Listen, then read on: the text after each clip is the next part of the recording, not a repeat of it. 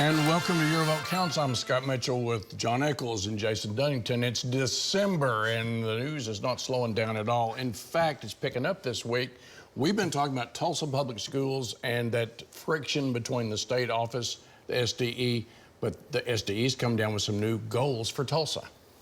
Yeah, this is something we've talked about on the show quite a bit. At the beginning of the school year, SDE came out and really kind of rapped Tulsa Public Schools on the knuckles, saying you need to get your act together a little bit more.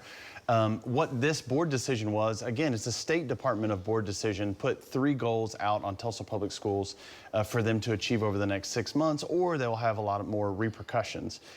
The first thing I would say is we have local school boards for a reason. I think Tulsa School Board probably has a better idea of what Tulsa Public Schools need.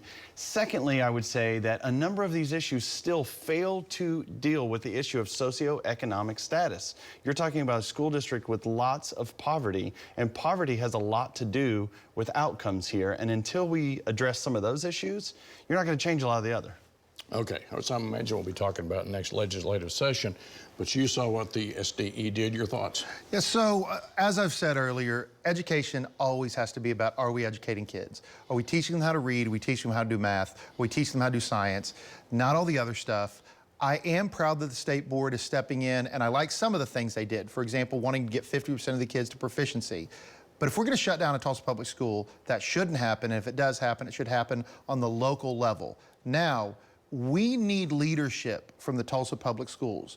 We need them, and they have a new superintendent who I think is doing a good job, but the school board needs to come out and say, here's their plan to get ready. You have Superintendent McDaniel in Oklahoma City that 3 years ago came out with a very aggressive plan and said, here's what I'm gonna do. What I want is for Tulsa Public School Board to not just say they want local control, show us your plan that involves how we're gonna get better. But I agree, gotta deal with poverty, gotta deal with funding. Okay, staying on education, there's a story this week about those the much discussed new tax credit program that has been delayed again. We talked about it last week. So can you help us out with the program and what's going on? So here's what's happened. The program is clearly going to be very successful. There was a ton of interest. It's a tax credit program, and because of that, and because of a cap that was put on it, which never should have been put on it, it's created kind of a gold rush. Everybody has to apply at the same time. That's why the cap was a bad idea. But that's why it's clearly, by the way, a tax credit, not a voucher. Anyone that calls it a voucher after this is just lying to you, and it's amazing how many members of the media are out there doing that.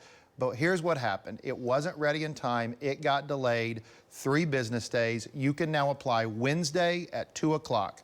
Wednesday at 2 o'clock is when you could go online, and it will fund the lowest socioeconomic Oklahomans first.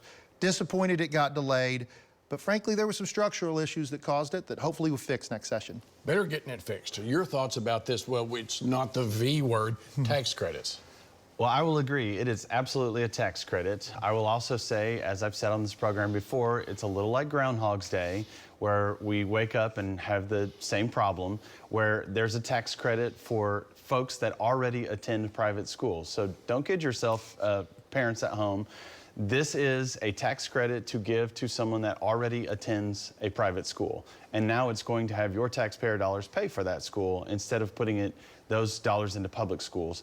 I have no problem with private schools. Some of my family attends private school, but my family members that put their kids in private school did because they wanted to, not because they were hoping to use tax money in order to do that.